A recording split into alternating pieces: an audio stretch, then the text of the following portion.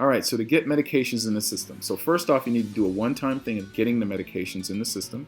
You simply click the plus button. You choose the resident. Again, we'll choose John Doe. All right, so you put in the date to start, the date to stop. Once the date to stop has been reached, that means the medication's been discontinued, and it will display in the system as a discontinued medication. You simply start typing the first few characters of the medication name, and we will pull from a national database of medications, and you can simply select them so you don't, mistype the medication. So let's just choose this one. You can put in the dosage, if it's milligram, cream, whatever it is, you have the option. You put in the total pills. Now, if you enter the total number of pills, we will track the amount of pills that are given using our pill count report. If you don't enter the total number of pills, then we will not know what the total number is, so we cannot decrement that amount correctly. So that's up to you. If you put in the total pills, every time you go to give a medication, it will ask you how many pills were given. All right? You choose the days of the week, and you can choose the intervals, and then you have a number of options here. Like you can enter the purpose, side effects, etc. You can choose the prescribing doctor. This will be pulled from your list of doctors. And you can see some additional things here. Maybe it shows you your allergies as well, and it shows you what do you want to do next. So you can add another medication, you can add a progress note, go to medication log, go to home page. All right, we're not going to add that. So let's go back home. So now that we've had all our medications in the system, on a day-to-day basis, we want to do our medication log. So this is what your staff will use on a day-to-day basis. They simply click the add button. They choose the resident. So we'll choose John Doe.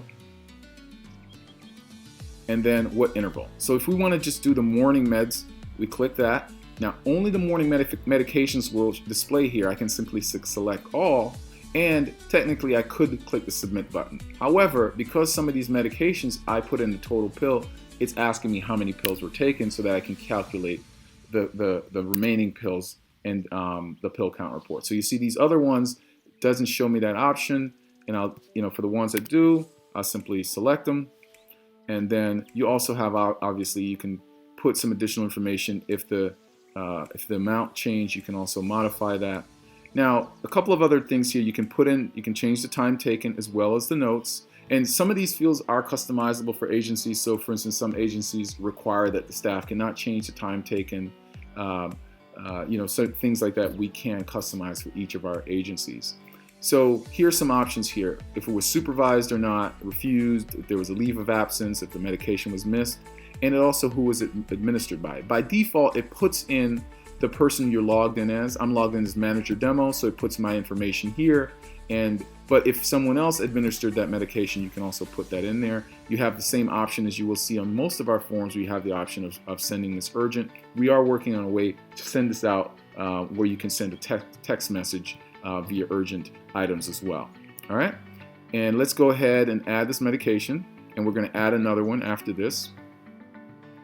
All right, so now we've added the morning medication. Let's do the noon medication. All right, so now we pull up the noon medication, and we see here there's only one. So again, you can't make mistakes because it only lets you put in the medications for that time.